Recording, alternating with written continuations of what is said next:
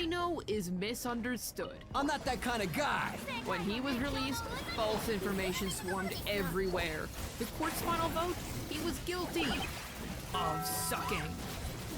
What if everyone was wrong?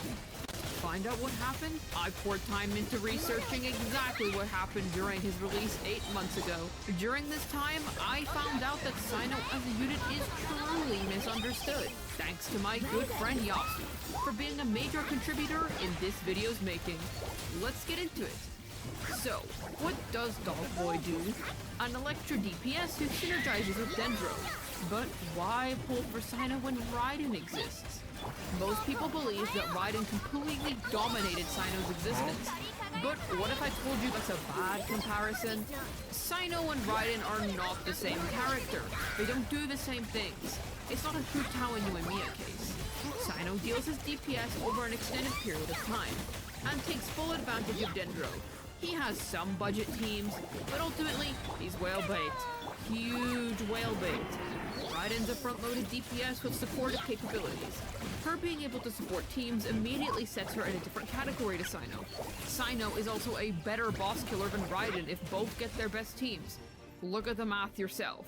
They are using their best teams.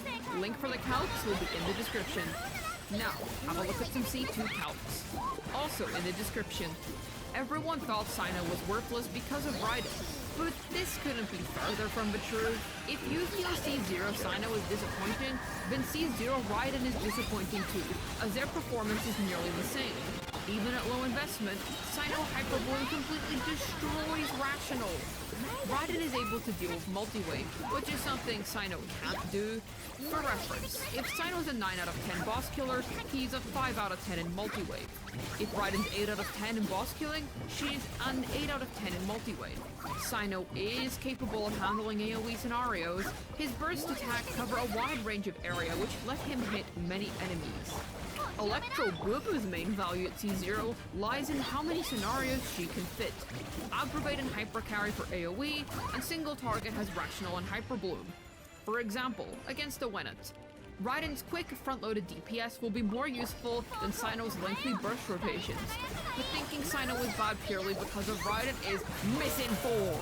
Even I underrated Sino before. Next up we have Sino, who I'm gonna put here. Hello, Zarya.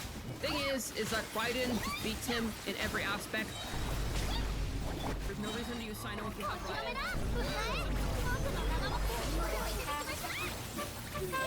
It didn't help that at release, everyone played Aggravate, then compared his performance to Kaching. Sino beats Kaching to the point where it's comical, and Aggravate isn't a good team at C0. It's the kind of comp that has huge vertical investment value. You do not have to talk about the fake cat girl when talking about Sino. It's not even fair to compare them. It's better to compare Kaching to Yai.